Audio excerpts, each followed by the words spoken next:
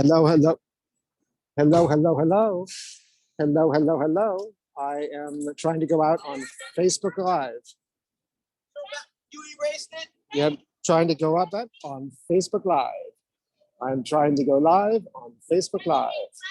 And I am on Facebook Live. And can I be audible?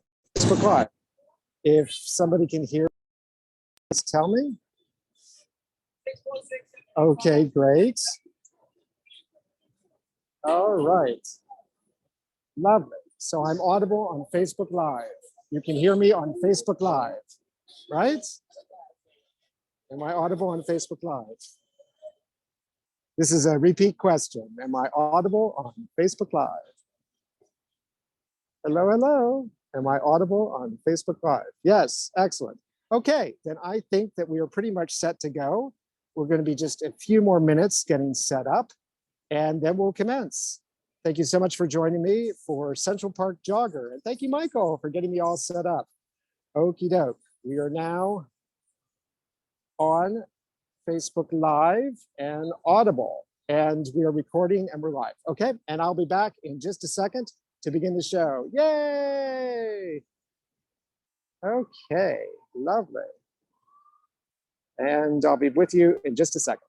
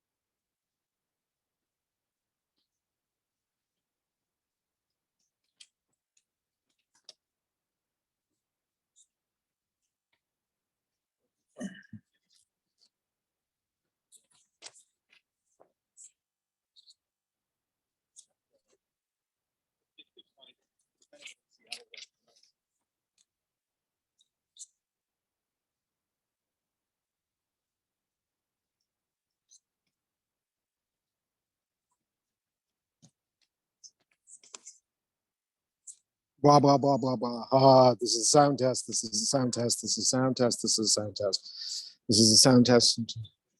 This is a sound test. This is a sound test. This is a sound test. Just testing sound. Blah, blah, blah, blah, blah, blah, blah, blah, blah, blah, blah, blah, blah, blah.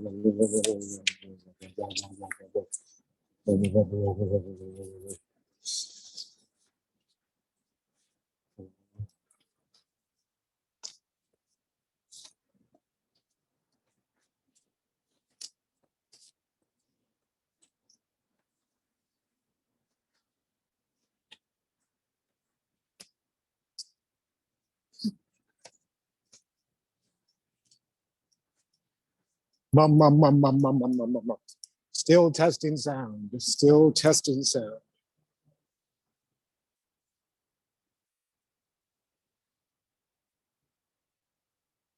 Mum,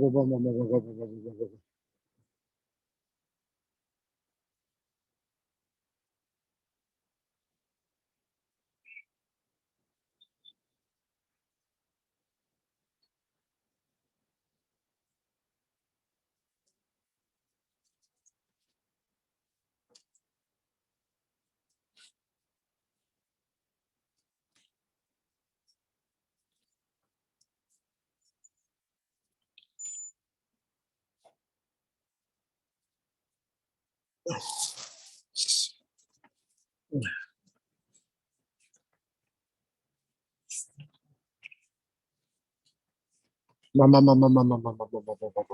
Whoa, whoa, whoa, whoa. Whoa, whoa, whoa, whoa, whoa, whoa, whoa, whoa, whoa, whoa. Whoa, whoa, whoa, whoa, whoa, whoa, whoa, whoa, whoa.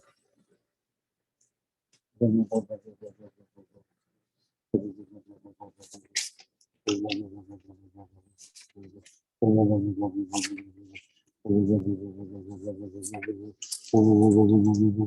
whoa,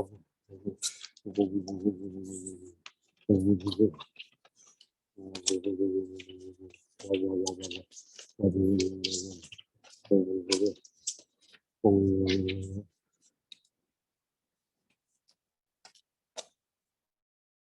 Wah, wah, wah, wah,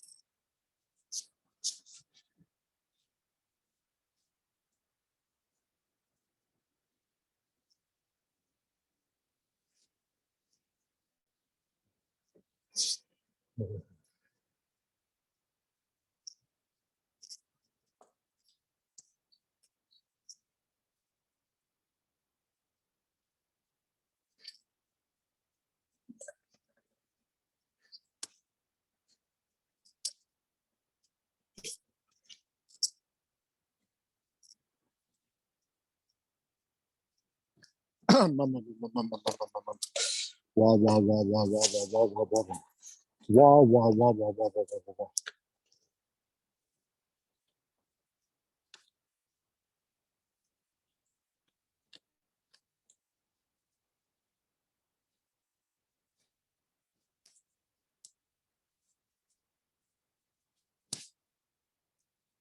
Hum, hum, hum, hum, hum.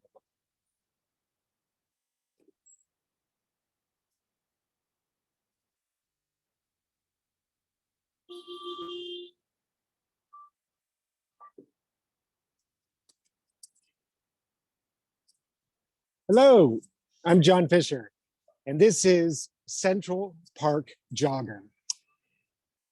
Now, I just want to make sure I can do a couple of things before we get started. Let me just test some things here. So, oh, that's great. Oh, beautiful. And then let's see if this works. And, oh, lovely. Okay, so I can do it. Lovely. Thank you so much for joining me. I'm right here on Madison Avenue, New York City. Right behind me is 96th Street. And right up Madison is the top of the hill, all the way at the top. In the daylight, you can see a huge armory, the Squadron A Armory. That top of the hill represents a huge division in New York City, a division between the southern part of the island and the northern part. That's the top of the hill. That's where the power resides. And now, going down the hill from 96th, we look in another direction, north, another part of the city. Two completely different parts of Manhattan. This is a story of those two parts and how they came into conflict ferociously in April of 1989. For many, it was inevitable. For many, it was a tragedy. This is also the story of Trisha Miley, who was the Central Park Jogger, who was brutally raped in April of 1989. It's also my own journey. A journey through time in New York, through social attitudes. Now, I've often asked people to make sounds during these broadcasts, but I'm not going to ask you to make sounds today. It's not necessary. The city makes enough sounds. And what I found out about this story is it's about listening. It's about listening to others, to situations, to the truth, to the confusion, and trying to find what was significant in that confusion. What was the evidence? So tonight we're just going to let the city talk for itself and see what it has to say as I narrate this story. So let's get started. The first thing we're going to do is we're going to go and get a bicycle. See, I'm a bicyclist, an urban bicyclist. I love it. In New York City, I don't own a bike. I just use city bikes to get me where I want to go. So right now, we're going to go and pick up a city bike. Come on. Now, I'm running now because back in the 80s, when all this took place, I always ran in cities. I would run everywhere, especially New York City. I thought if I ran, maybe a criminal wouldn't get me. That was my logic. I've been attacked a few times, not hurt necessarily, but I was shaken up. And I thought the best way to get away from crime is to just run away from it. If you ran, if you kept running, you could maybe escape crime, escape what could happen to you. Of course, this is fallacious reasoning, of course, because, you know, criminals can run too. And I wasn't disappearing when I ran. I was actually drawing more attention to myself, which is exactly what you're not supposed to do, right? Right? You're not supposed to draw attention to yourself. You're supposed to blend in, disappear. But I ran. I'm running tonight, not because it's still dangerous. The city has changed a lot since then. No, I'm running tonight as a tribute to my once paranoid self, or a more specific kind of paranoia. So why'd I come here? Why'd I come to New York City? Because I wanted to be a director. More than anything else in the world, I wanted to be a director of theater, of plays, of musicals. But what I didn't realize when I came to this theater capital, where I was hoping to make it as a director, was that this was not, yes!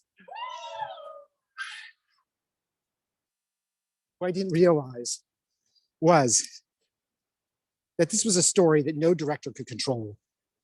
It was impossible to control this particular story. It was too complicated. It had too many truths in it. And that director or not, I would never be able to master this particular story. It was essentially impossible. So we've arrived at our bike. Let's take a look at it. Yay, there's our bike. Isn't that glorious? So I'm going to disappear for a second because I'm going to have to check out my bike, but I think you'll still be able to hear me. Why don't you listen as we go through the bike checkout process. It's really quite easy. I recommend it. It's a great way to get around. And the drivers, for the most part, are really quite nice. So we're unlocking the bike. There we are. And hopefully we've succeeded. Up, we have. The bike just unlocked. Now I've got it. Now we're going to put you onto the bike. Yes, indeed, you're in a harness. So we're going to harness you to the bike so that we can go on our bike adventure as we explore the complexities, the ferocities of this story. Let's bring you back. There you are. Welcome back. So here we go on our adventure into the city. And there we are. We're now headed off onto Madison Avenue, which is in front of me. And we're going to join the traffic, the life of the city. Isn't it glorious? There we go. The sounds of a real city. I love it. We're now headed down Madison Avenue. In front of me are two buildings, which also tell the story of two different Manhattans that come together right here on this street. Also on Park Avenue. Park Avenue is just over there. On Park Avenue, it's even more pronounced because there the subway comes thundering above ground to demarcate the division. In front of me is the Carl Icahn School of Medicine at Mount Sinai. This building was designed and constructed in 1997 by a man named Davis Boyd Bond. So let's take a look at it and see what Carl Icahn gave to the city. There it is, the Carl Icahn School of Medicine. Looks like a fortress, doesn't it? Carl Icahn was a billionaire investor and a corporate raider. He inspired some of the characters in Wall Street. He destroyed companies, ruined jobs, ruined lives. And this was built as a gigantic tribute to him, a paean to his success, a monster to remind people of his power. Let's keep going on down the street and visit another set of buildings,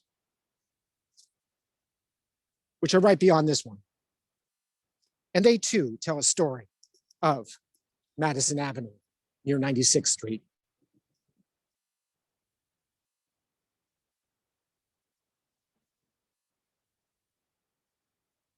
You can see there the Carl Icahn building behind me, looming, monstrous, like a fortress, protecting those who are inside. In front of me are the George Washington Carver houses, a project development in Manhattan. Let's stop here and take a look at it a second. These were built in 1958. There they are. They're built by a man named Icahn. Icahn is a significant character in literature because he inspired somebody very important. He inspired a character in Ayn Rand's The Fountainhead, her masterful work about architecture, modern and classical. These projects were named after George Washington Carver. He was the most important Black scientist at the beginning of the 20th century. He was an extremely influential man. He studied soils, and he determined that the worst possible thing that you could grow was cotton. It was terrible for soil. It just spoiled it, degenerated it. He urged farmers not to grow cotton, or to at least rotate their crops so they weren't always growing cotton. He was incredibly influential, and those who listened to him succeeded. Those who did not succumbed to the great Dust Bowl of the 1930s, where cotton destroyed so much of the Midwest. As I said, these structures were built by Icahn. Icahn inspired the classical architects in The Fountainhead by Ayn Rand. She actually worked in Kahn's office to gain inspiration for the book. He was somebody who was into Beaux-Arts architecture, architecture for the people. He wasn't an individualist. He built buildings like this, and courthouses and things downtown. He was somebody who believed in the people, a bit of a socialist. Whereas Rourke, Howard Rourke, the hero of the novel, is an individualist. That's who Ayn Rand thought should be building buildings, the individualist. Because if truth be told, she was a bit of a fascist, and she didn't believe in the socialism, the social outreach, the social do-gooding of somebody like Icahn. Like everybody else, when I heard about the Central Park Jogger and her brutal rape, I was outraged. I was furious. But I didn't dig deeper. I just read the newspaper. My newspaper was the New York Times, which I thought was reputable. Of course, everybody does. It's supposed to be the greatest paper on the planet. I didn't question. I didn't interrogate. I didn't look beyond what I was told with the facts. Somebody who helped me think about all this was a woman named Naomi. I was in graduate school with her, studying directing. We became friends. Naomi had gone to Harvard, so I was a little intimidated by her from the get-go. But as I talked to her, I realized that she was incredibly complicated and not always in ways that were easy to understand. We would have these extremely strange conversations, things that went like this. Naomi, okay, Hamlet, okay, you can say Hamlet isn't lusting for his mother, but I think we have to assume that he at least loves his mother, right? And Naomi would say, John, I think you should interrogate your assumptions. That's how I work. I don't work the way you work. I work in my own way. I interrogate my assumptions, problematize my preconceptions, and then systematize my solutions. That's the way to work. Naomi, that's so general. What are you even talking about? Could you be specific? Can we talk about Hamlet? No, I think we need to begin with our assumptions. They need to be deconstructed, problematized. Oh my God. Naomi, you might get some coffee? John, I think you should interrogate your assumptions about coffee, both in the general and the specific. All right, Naomi, my goodness. What I will say is that when she went a little too far, I'd say, you are so pretentious. And she would laugh. She had a sense of humor about herself. That was her laugh. It was very funny. Oh, here's the other thing. Naomi was a brilliant actress, absolutely wonderful. I saw her give an audition for Shakespeare's masterpiece, Measure for Measure, his play about rape, and the helplessness of women in a rape situation. In the play, Isabella is a nun, and she's brutally molested by Duke Angelo. And when he's done with her, he leaves the officer and he looks at her and he says, you have no one to go to. And then Isabella turns to the audience and has a soliloquy. It's wonderful. And Naomi did it so beautifully. Not the audition, she did turn to the audience and she said, to whom should I complain? Did I tell this? Who would believe me? She's just a nun. And he's the Duke, who's considered pure, religious. It's a profoundly moving moment watching her audition for that role. We're now going to head up the hill. In front of us, you'll see in the darkness is Central Park. Let's give you the view as we head up the hill. We're on 102nd Street, and we're headed towards the 102nd Street entrance to Central Park, which is about where Trisha Miley was on the night when she was assaulted. Now, Central Park is famous, of course. It was built and designed by Frederick Law Olmsted, probably the grandfather of all American landscape architecture and design. He built this famous park because he wanted to give the people something. He wanted to give them an escape from the city, a place to get away from it all. And he even warned, when he first built it, that it would be dangerous. He'd seen parks in London, how after dark, criminals entered the park. There was violence. They could be dangerous places. He warned about that. But what people loved about it was it during the day. It was stunning, absolutely incredible, with these trees soaring over people's heads. It took them out of the city. It reminded them what it was like to be in the country, away from the stresses and strains. And as he worked more and more on the park, Frederick Law Olmsted shifted his concern not away from the criminals. He was always concerned about the criminals, but he saw that there were other criminals, not just criminals in the park, but criminals in government. People who were using the park to get graft, to get commissions, to get contracts that they weren't worthy of. People who lied, who cheated, who extorted, who coerced. He was disgusted by the mechanisms of government that exploited a park, a gift to the people for their own nefarious means. He was appalled. It was a horrifying moment in his life to realize the level of corruption, the lies, the deceit of government. Finally, he left the park. He had to retire. He was too disillusioned. But even through all the corruption, he left this beautiful park for the people of New York.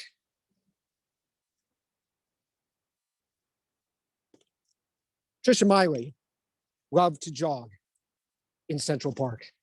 That was her passion. She loved jogging. She's 28 years old. She was a graduate of Yale University. She was already a vice president at Salomon Brothers, one of the great investment firms of all time.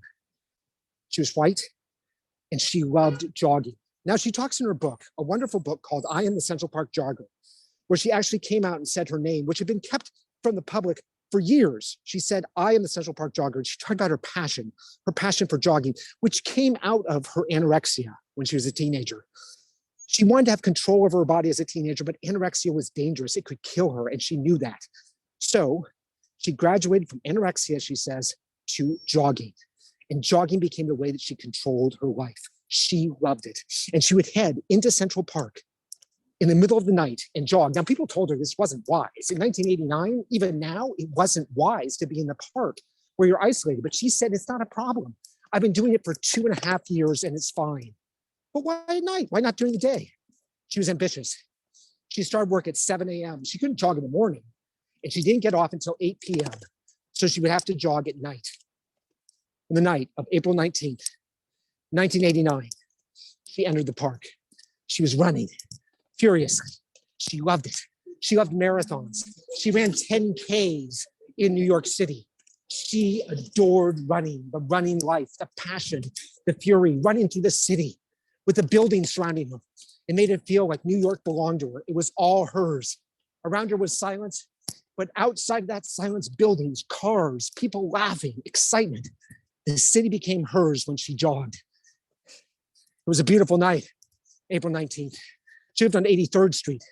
She ran into the park at 82nd Street and then ran up East Drive, headed north, passionate, running, excited, fulfilling her dream to succeed in Manhattan, a Yale graduate, a vice president, a 28-year-old with everything going for her in the world. Somebody else entered the park that night. His name was Matias Reyes. And it would turn out years later that he was a much hunted for East Side rapist. They'd been looking for him for almost a year. He'd been raping women on the East Side, brutalizing them. And he had not been caught. He entered the park that night also. So as Trisha Miley was running with her headphones on, so she couldn't necessarily hear what was going on around her, on a collision course was Mr. Reyes. Trisha Miley turned onto Central Park driveway. She was now completely isolated. There were a few people in the park that night, but not on this street. It was empty, way, way north, running just a little ways from what was known as the lock. Suddenly, and she didn't hear it because she had a headphone on, Matias Reyes came out of the bushes with a huge branch and smashed her. He smashed her in the head. She fell. She didn't hear anything. She didn't remember anything. It happened so suddenly. He then pummeled her face 5 times with a rock, fracturing her skull, dislocating one of her eyes. She was unconscious. She never saw anything. She didn't remember anything. Then Matias Reyes dragged her body through the grass into the bushes near the lock. And there, he raped her, sodomized her, and brutalized her some more. Eventually, leaving her for dead, murdered.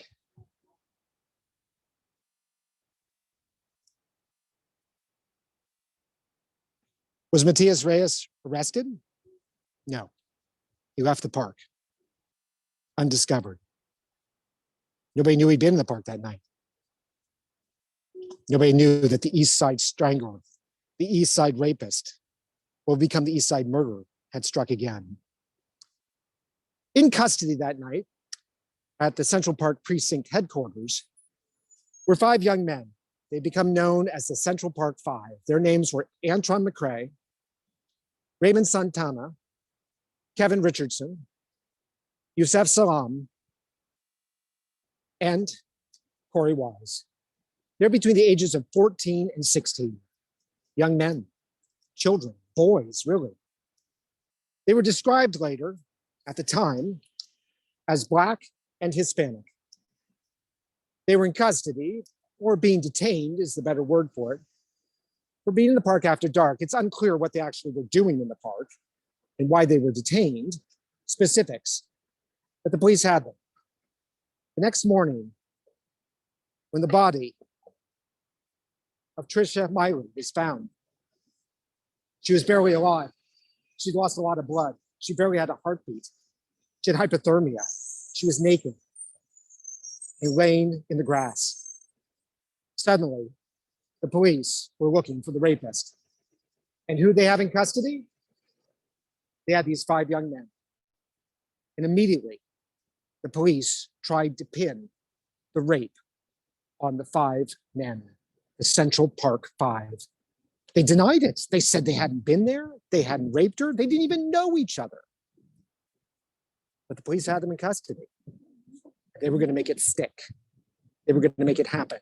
They released to the press words like wildie, wolf pack, as a way of turning the boys into animals, to take away their humanity, to demonize them before they'd even been tried. Their names were also released to the press. It was the beginning of a saga that would go on for decades. Halfway through my first year in graduate school, directing school, my friend Naomi was raped. It happened late one night on the weekend. She was dragged into the bushes near campus and raped. I was horrified. I didn't ever know anybody who'd been raped. I didn't know what to say to her. When I saw her next time, I said, Naomi, I didn't know what to say. I'm so sorry. If you don't want to, I understand, but do you want to talk about it? No, I don't. But thank you. We had a mutual friend, Anne, who was very close to Naomi. It was Anne who Naomi called the night of her rape. And Anne had taken her to the hospital and also had been there when the police investigated. Weeks later, I was talking to Anne, and Anne said, well, I think I can tell you what happened. I don't think Naomi wants it to be a secret. He had a gun, and he inserted the gun. I couldn't believe it. I also talked to Diane, who was the department administrator, and I said, it's so horrible. And she said, oh, it's terrible. Did you hear what happened? It's just awful. I said, yes, I've heard. Weeks passed. Naomi seemed to be getting better. She was coming back to class. She didn't seem as overwhelmed anymore. And then I met up with Anne again for lunch. And halfway through lunch, I said, how is Naomi doing? And Anne said, oh, well, I actually don't think it happened. I don't think anything happened. I think she made it all up. There was no guy and no rape. What? I went to Diane and I said, what's going on with Naomi? I'm sorry to butt in. I was just curious. I said, yeah, I don't know if you talked to Anne. Yes, I did. Well, we don't think it happened. We think she made it all up. What? I'd never heard of this before. Somebody making up a rape? Why? What would be the motivation? It started making me think a lot about rape and the complexity of it, and whether or not the story was made up, what had actually happened. And then I began to think back to a few years before, the Central Park rape. And I began to interrogate my assumptions about what actually happened there. The police were determined to pin the crime on the Central Park Five, on the five guys they'd apprehended that night. They held them in custody that night, overnight. And they started trying to squeeze confessions out of them. They were going to coerce confessions, set them up, put out enough information so that they kind of knew what they wanted, and then bully them into confessions, slamming the table, keeping them at it for hours, not feeding them properly. They were there all night, and they were worn down, defeated, coerced, browbeaten. In some cases, the parents were there too, but they weren't as frightened as the kids. It went on all night long. I can imagine what they were thinking. To whom could I complain? Did I tell this? Who would believe me? Who would believe their story? They said it wasn't true. Over and over again, they kept saying it, but the cops wouldn't let it go. They kept beating them, and then they tried the oldest trick in the book, to divide and conquer. They would divide one from the other. This is how it works. You go to A and you say, well, B ratted you out. B said that you did it. He said he was there and he didn't do anything, but he said that you did it. You did it, A. You raped her. So are you going to let B get away with that? And of course, B would say, well, it wasn't me. I mean, I was there. I saw it, but it wasn't me. It was B. And then they go to B and they say, well, A just ratted you out. He said he was there, but he didn't do anything. You did it. You gonna let them get away with that? And then B would say, no, I was there. I was there. And he was the one who did it. A did it. They got all five young men to lie, to say that they were there. And then they got them to lie again and say that one of the others had done it. So now they had confessions. There was no evidence, none. There was no blood, there was no semen, there was no dirt. There was nothing that associated those boys with the victim, Trisha Miley, nothing. All was these coerced confessions. It was outrageous, but the confessions were put public and New York exploded, full of white outrage, white against black outrage. Everything that was wrong with the city was characterized, was encapsulated in this event, according to white people. People were running amok. Wolf packs were wild. It was outrageous. Donald Trump called for the death penalty for these boys. And at the time, I fell for all of it. I read in the paper, and because it was in the New York Times, I believed it. I believed every word of it. I forgot what my father had always told me. He was an attorney. He said, what is the evidence? What is the actual evidence? Right? Not what people say, but the actual evidence. Did anybody say anything? No. Did they find anything? No, nothing. But that's where the investigation had gone. They were pinning it to these boys. Meanwhile, they had not connected the sperm with the sperm that they found on the victims of the East Side rapist. In other words, because they were so determined to make their story work, to make it fit, they veered away from the true criminal, the true rapist. They were going to crucify these boys, hang them out to dry. Why did they do it? Why did the boys do it? They said the same thing, every one of them, that the cops told them that if they cooperated, that they could go home.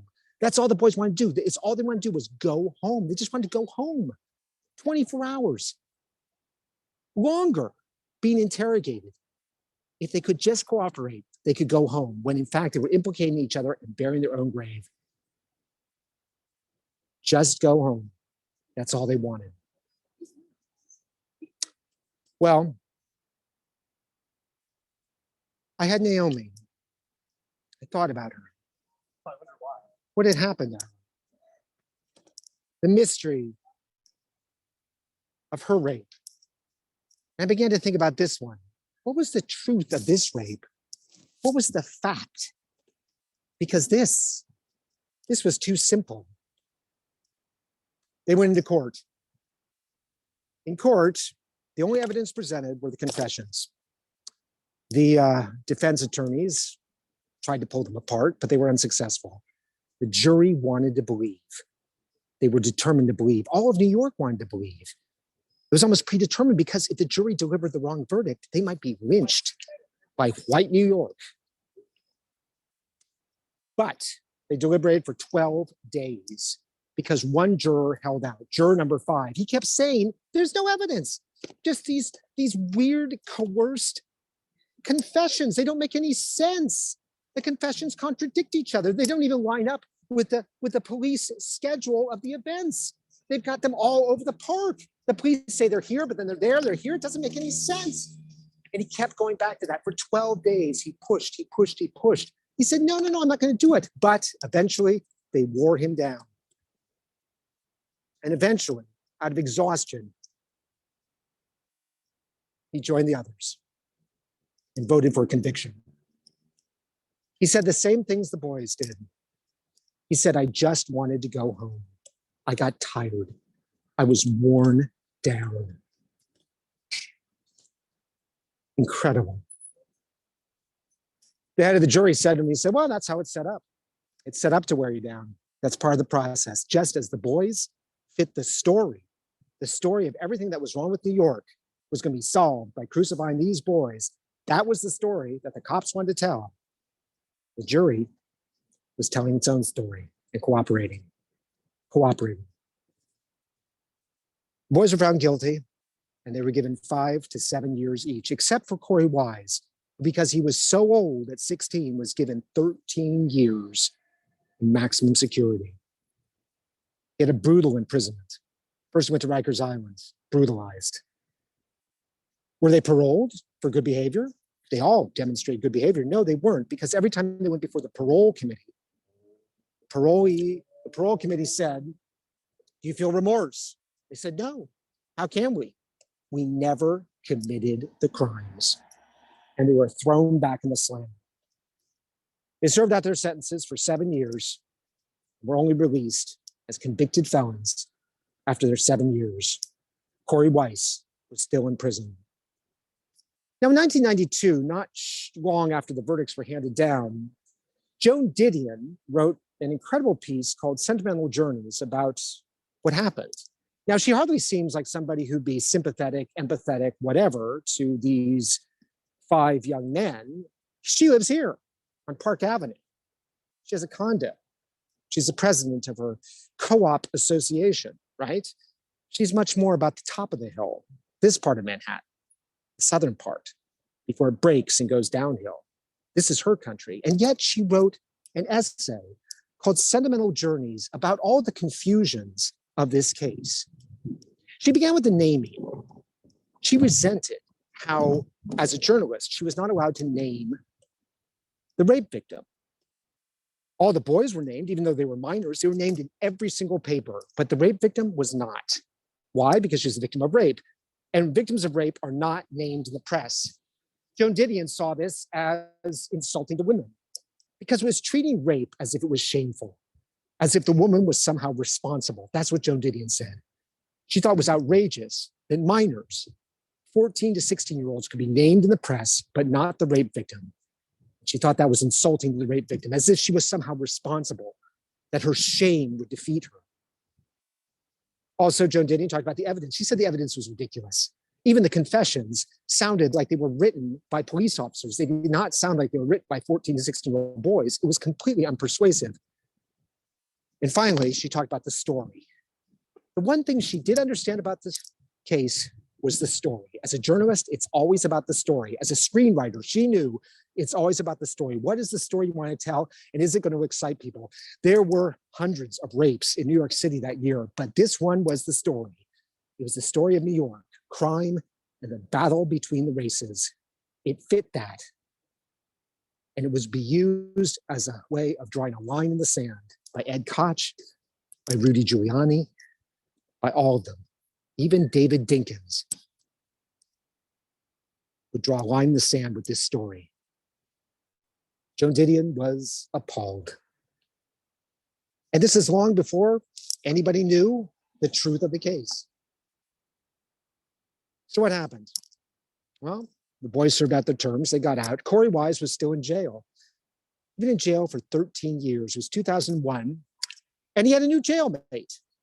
His new jailmate was Matthias Reyes, who'd finally been apprehended as the East Side rapist and given a life term in prison. After the rape of Trisha Miley, he'd gone on to rape other women, killed. In other words, if he'd been caught then, if they'd focused their attention on what the facts told them, they might have apprehended him. But they didn't. He went on to rape and kill more. He was apprehended. He was found guilty. He was given a life sentence. And in jail, he met Corey Wise. They got to talk. And he realized in talking to Corey Wise that Corey Wise was serving time in jail for the crime that Matthias Reyes had committed. Matthias Reyes didn't say anything to Corey Wise, but he did start talking to other inmates. He told them that he was actually one responsible for the rape and murder, attempted murder of Trisha Miley. The other inmates told the guards told the cops, and now the cops brought in Matthias Reyes. He made a full confession and the evidence was all there. He knew everything. He knew everything about the case. He knew what running shorts she was wearing, black running shorts. He knew about her Walkman, what had happened to her. He knew about the keys that had been thrown off into the bushes. He knew about the specifics of the violence brought to her face, her body. These are things that nobody could know unless they were there. And the only person who was there other than Trisha Miley was Matthias Reyes. He was clearly guilty. The DA ruled so, and immediately Corey Wise was released from prison. And the other 4 convicted felons had their cases vacated. That's the word, vacated, because there is no system. There is no system for exonerating somebody who's been wrongly thrown in jail. The best that they could do was vacate his case. That was in 2001. Corey Weiss had been in jail for 13 and a half years. We're now coming up on a building where our journey began. It is the Squadron A Armory on Madison Avenue, at the very top of the hill, just before the hill breaks. It's a fascinating building with a fascinating story. Now, I can't take you to the Central Park precinct. It's buried in the center of Central Park. It's inaccessible. It's surrounded by roads, which are extremely hostile to bicyclists. But I can't show you this, which I think is a beautiful stand-in for it. If you see it rising above behind me, that is the Squadron A Armory. Let's go across the street and take another look at it. It was built in 1895 by John R. Thomas, architect, who built an appellate court building downtown, which is very attractive. And he had a whimsy for architecture. He really had a talent for recreating historical styles in a fun way at the end of the 18th century. And here it is, the Squadron A Armory. Isn't that spectacular? Soaring up into the sky and acting as sort of a last defense before the wealthy part of Manhattan goes down into the northern part. An interesting message sent to people living below, huh? So who was the Squadron A? Who exactly were they? Squadron A were a bunch of gentlemen horsemen, who lived on the Upper East Side, extremely wealthy, and they formed a horsemen's club. Here you can see their motto, Butte en avant, charge, simply translated. That was their motto, always be on the attack. But they wanted to be legitimate, so they got a lieutenant in the United States Cavalry to train them. And he did train them. He trained them successfully, very successfully. They served with distinction in the War of 1898, the Spanish-American War. They served with distinction in the First World War, the Second World War. Soon they became tankers. They won medals of honor. But their building has sort of a sad legacy, sad for them perhaps, but somehow just. Because this icon, like the icon we began with, of power, of privilege, of command, of dominance, of wealth, was torn down in the 60s. Developers wanted to turn it into a huge apartment building, so they started tearing it down. And then the Landmark Commission and neighborhood activists said, stop, they must stop. So the destruction was stopped. So behind this facade is nothing, because that part of the armory was torn down. Eventually, a kind of fun school was built down the way. And you can see at the top, it's got sort of fun postmodern crenellation to echo this facade, this remnant of the armory. And I think that this serves as a much better stand-in for the precinct because it tells the story of the precinct. A tough facade representing nobility, protection, government, wealth, truth. But the truth is in fact a lie. There's nothing behind the facade. It is hollow, like the police department in the case against the Central Park Five. They completely failed. They failed and they persecuted.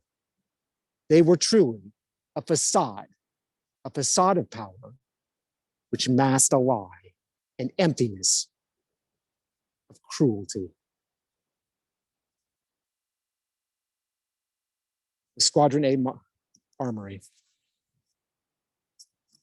I did see Nicole one last time. She was at a party in my neighborhood, and we all got together, and we went to a local restaurant, and she was sitting at the end of the table. I was sitting at the other end. And I looked across to Naomi, and I smiled. We were still friends, and we were all talking, and she was, telling a story, but I couldn't really hear what she was saying. She said a few things to me, and I just laughed because I couldn't hear her. It was so loud, right? And after the lunch was over, we went out on the sidewalk and she said to me, John, I'm sorry if I was so nasty. I didn't mean to be critical. And I said, oh, were you critical? She said, yeah, I was a little critical. I'm sorry. I didn't mean to be. I just can't control myself sometimes. I said, that's all right. Don't worry about it. I didn't ask her what she'd actually said. I didn't want to know if it was nasty. I didn't want to hear it, right? But then it occurred to me, why would she be nasty to me? What had I done? My first thought, of course, was, oh my God, I know the lie she told. She knows that I know the lie about the rape. And then it occurred to me that maybe She was disappointed in me because she thought I was one of the people that didn't believe it. That in fact, I had fallen for the story that it was a lie. But somehow she had said, to whom should I complain? Did I tell this? Who would believe me? She never even told me, because I guess at that point, she decided that I wouldn't believe her. Just like the boys. Well, the Miley case, as I said, had the boys vacated. Their convictions were vacated, but there was never really an apology. As a matter of fact, there was an internal investigation of the police department, which determined that there was no damage, no fault done. There was no reason to apologize. The police had done their job the best they could. Subsequently, many police officers have said that's not the case. If you look at the tapes, and you can watch them on YouTube, it really does look like they're setting these boys up, dividing and conquering them. But there was never any apology. The boys returned to their lives, grew into men, their lives destroyed, permanently altered. Civil cases have been brought against the state and the city, but they're unresolved. And to this day, there are people who say that they're not convinced that the Central Park Five are completely without blame. The prosecutor, Linda, she said she did the right thing, that the story we're getting now is incomplete. Donald Trump, to this day, maintains that they are guilty. Many people do. Many people haven't apologized. It remains an open wound in this city. It was such an easy explanation, that story, the story that Joan Didion always told.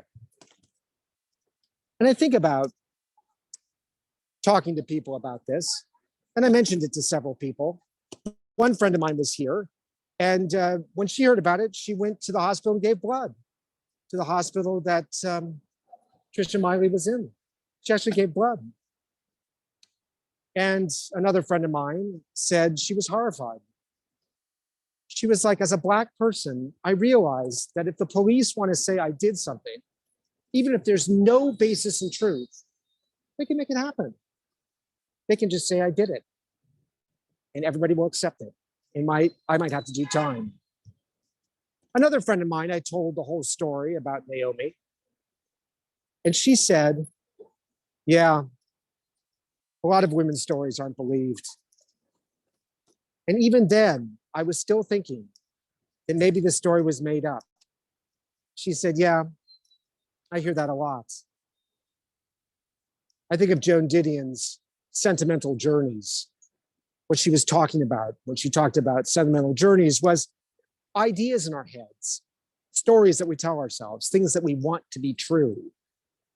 So we force them to be true. Things like, I'm going to go jog in the park, even though it's probably not safe, but I want to do it. So I'm going to do it. I'm going to take a risk. Or these guys are guilty. They have to be guilty. We want them to be guilty because we like the story. So we're going to make it be true. We're going to make this story be true. I had my own sentimental journey. In preparing this piece, I was determined to tell it where it took place, in the middle of the park, on East Drive, the connector street, Central Park Driveway, and West Drive.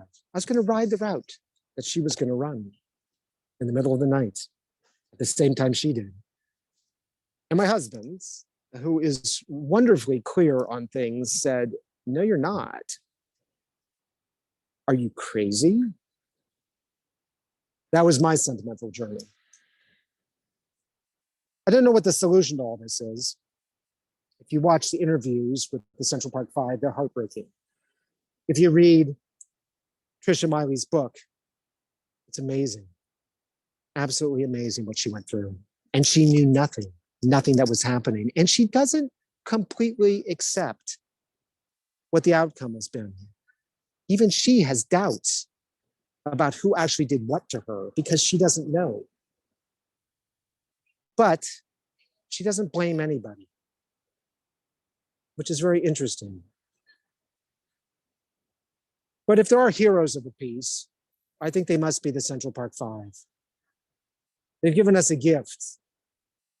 They've told us what must not be. They're very forthright. They're very intelligent. They're very centered. They've all been interviewed and talked about their lives and how it's affected them and what the occurrence actually was. For people like that to be so reasonable with all of us who made the outrageous mistake because of our own vanity of believing what was said about them is an act of generosity, which if we don't accept, I think we're doomed. Almost in a biblical sense, we're doomed. Well, that's my bike ride through Central Park, although I didn't really go into it. Madison Avenue, Park Avenue, some architecture, and this horrific story which continues to unfold about our country, about how we relate to each other, about how we understand and misunderstand each other, our sentimental journeys, as Joan Didion put it. Thank you so much for joining me.